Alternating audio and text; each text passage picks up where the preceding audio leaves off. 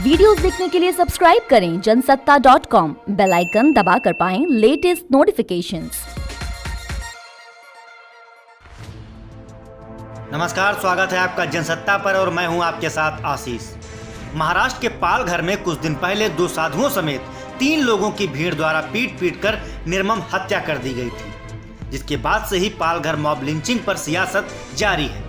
इस मसले पर महाराष्ट्र के गृह मंत्री अनिल देशमुख ने आज पकड़े गए 101 आरोपियों की लिस्ट जारी की है। देशमुख ने कहा कि यह इसलिए साझा किया गया है क्योंकि इस मुद्दे को सांप्रदायिक किया जा रहा था।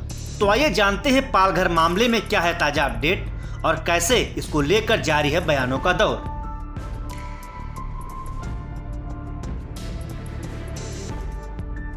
आपको बता दें कि पालघर मसले पर ताजा बयान महाराष्ट्र के गृह मंत्री अनिल देशमुख की ओर से आया है, जिसमें उन्होंने कहा है कि इस घटना के संबंध में गिरफ्तार किया गया कोई भी आरोपी धर्म विशेष का नहीं है।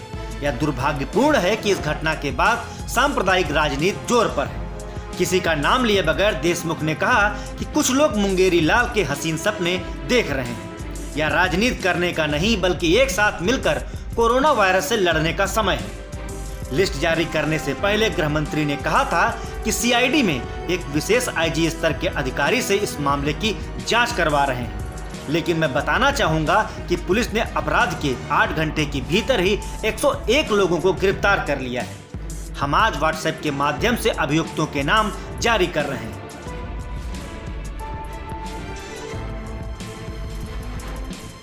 उधर राष्ट्रीय मानवाधिकार आयोग यानी कि NHRC ने भी महाराष्ट्र के डीजीपी को पालघर की घटना के सिलसिले में नोटिस भेजा है। मीडिया रिपोर्ट्स के मुताबिक NHRC ने कहा कि डीजीपी से 4 सप्ताह में एक विस्तृत रिपोर्ट मांगी गई है, जिसमें दोषियों के खिलाफ की गई कार्रवाई के बारे में जानकारी और मृतक के परिजनों को दी गई राहत भी शामिल है।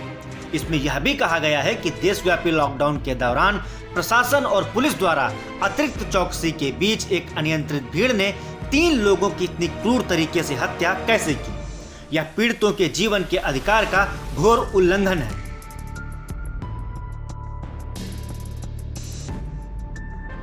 उधर पालघर में जूना अखाड़े के 2 सन्यासियों की हत्या पर अखिल भारतीय संत समिति में भी रोष व्याप्त है। समिति ने केंद्रीय गृह मंत्री अमित शाह को पत्र लिखा है। संत समिति ने जूना अखाड़े के साधुओं की हत्या के मामले में सीबीआई जांच कर दोषियों के खिलाफ कड़ी कार्रवाई करने की मांग की है। वहीं अखिल भारतीय अखाड़ा परिषद पहले ही आंदोलन की चेतावनी दे चुका है। अखाड़ा परिषद के अध्यक्ष महंत नरेंद्र गिरी ने घटना को लेकर उद्धव सरकार को चेतावनी दी है कि अगर हत्यारों पर कार्रवाई नहीं की गई तो महाराष्ट्र सरकार के खिलाफ आंदोलन होगा और अखाड़े के लोग लॉकडाउन के बाद पैदल ही मुंबई की ओर कूच करेंगे।